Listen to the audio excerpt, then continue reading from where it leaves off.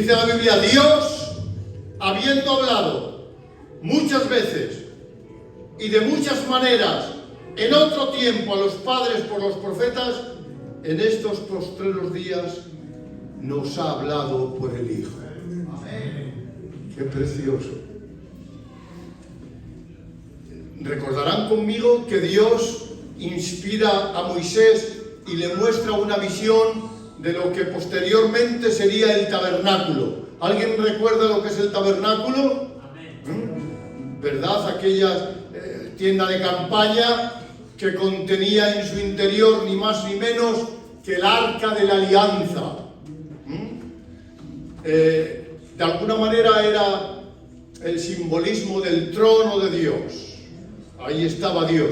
De hecho, cuando Dios descendía a aquella tienda, porque era como una tienda de campaña, el pueblo de Israel temía. Porque el pueblo de Israel conocían una serie de facetas de Dios, como es su poder, su fuerza, su gloria.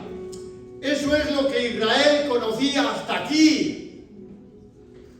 Pero con el tabernáculo les muestra unos matices diferentes. Es el Dios que habita en luz inaccesible, que se acerca, entre comillas, de manera visible al pueblo. Es el Dios que da un paso por acercarse a su pueblo.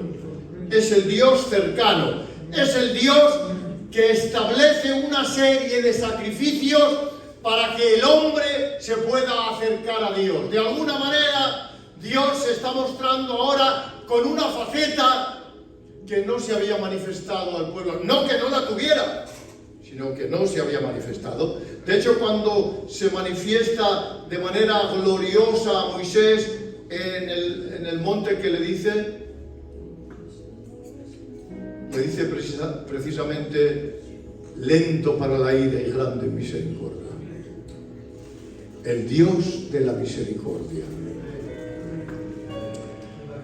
Y acabamos de leer que Dios, una palabra muy pequeña, 4 letras, 2 vocales, 2 consonantes, pero con tanta profundidad que ni siquiera se puede comparar a la fosa de las Marianas, que mide más de 11 kilómetros. La profundidad que tiene este nombre es inigualable. Pues este Dios dice habiendo.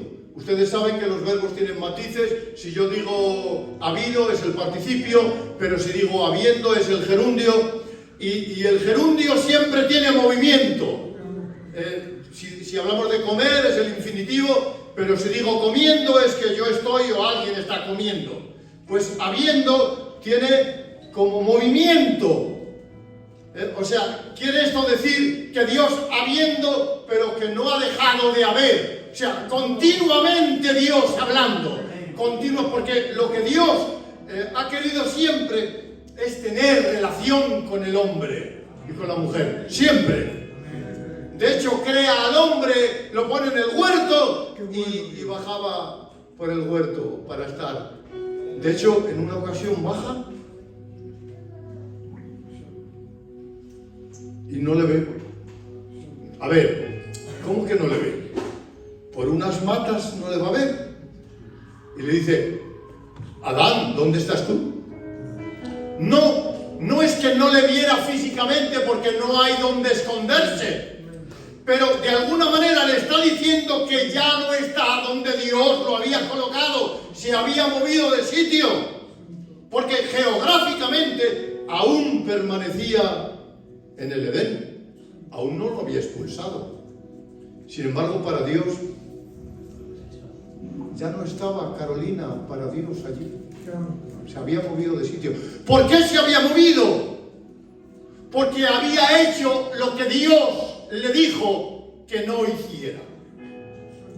Y claro, Dios en su justicia y en su santidad tiene que aplicar el castigo. No nos vamos a entretener con eso. Pero los expulsa del huerto. Pero no sabemos cómo. Porque la Biblia guarda silencio.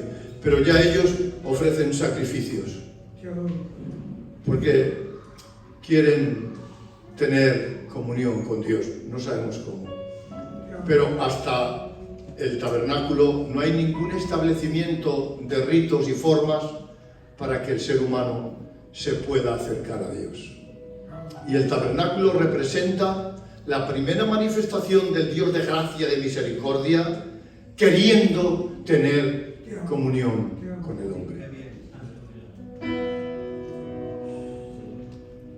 Pero fíjense, Dios visitaba de vez en cuando al pueblo en el tabernáculo o en el templo, pero esa no era la idea de Dios. De hecho, unos años después, dice la Biblia que Dios se hace hombre, ¿para qué?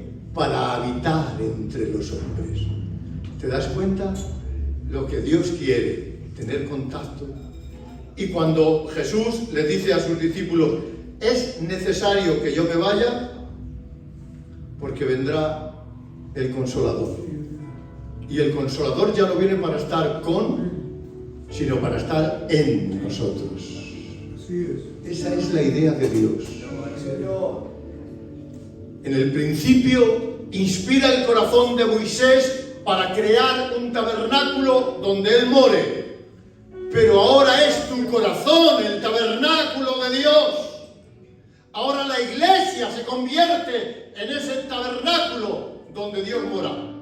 Cuando Jesús dijo que el Hijo del Hombre no tiene dónde recostar su cabeza, no tenía dónde recostar su cabeza. Pero hoy su iglesia es su cuerpo, ahí está reposando su cabeza. El otro día hablábamos de que aquí no tenemos que esperar nada. Claro que no. Toda nuestra esperanza está allí. Amén. Escondida en los lugares celestiales. Nosotros, los que hemos recibido el mensaje, los que hemos aceptado el acercarnos a Dios por su gracia, porque lo único que hemos podido hacer es aceptarlo, porque todo lo ha hecho Dios. Aquí nadie ha hecho nada. Nadie. Lo ha hecho Dios. Por eso, hace poco alguien hablaba de si se puede perder la salvación y decía que perderse en el sentido literal de la palabra no se puede perder, porque perderse es algo involuntario. Había que rechazarla. Lo único que nosotros hemos hecho es aceptarla, y aunque estamos con debilidad y a veces con flojera, pero no rechazamos la gracia y la misericordia. Venimos a mostrarnos como somos, llenos de debilidades y de errores, pero con un impacto tal que Dios hizo en nuestros corazones, que nos es imposible vivir lejos de Dios. Podremos caer, pero nos vamos a levantar. Podemos tener momentos de dudas, pero nos vamos a arrepentir y vamos a recibir la gracia y la misericordia de Dios. Dios está con nosotros. ¿Y Dios ha venido para qué? Para perdonarnos, para salvarnos, para rescatarnos y para llevarnos para lo que Él quiere. Para que estemos para siempre con Él en el reino de los cielos. Así que tus malos momentos, tus malos episodios, intenta que pasen pensando en esto. Esto es efímero. Miren, se lo digo de corazón, y yo sé que todos los hermanos o las hermanas pueden decir esto mismo. Yo ya tengo 62 años. Es sorprendente. Digo, pero ¿cómo ha pasado esto? ¿Qué ha ocurrido? Pero 62 años. Si antes de ayer tenía 25. Les prometo que la sensación es esa. Es imposible.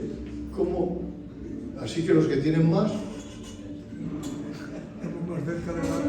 El otro día le dice el Millán a un nieto que tiene resabiado, le dice, ya verás para tu pidimiento lo que voy a hacer, que es un niño pequeño como el Milín. Ay, para tu pidimiento lo que voy a hacer. ¿Cómo que tú vas a estar para mi pidimiento? Le pegó un cogotazo.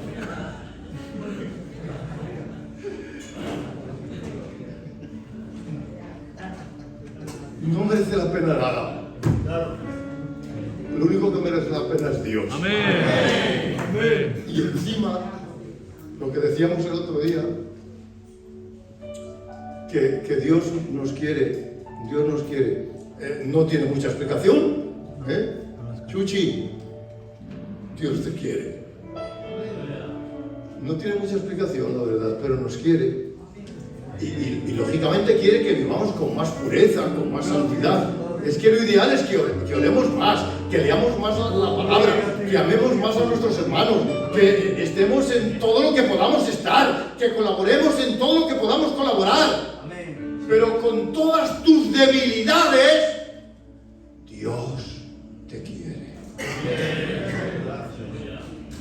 Así que estas breves palabras nos sirvan de inyección para vivir con ánimo a pesar de todo. Amén. Fuertes aplausos para Dios.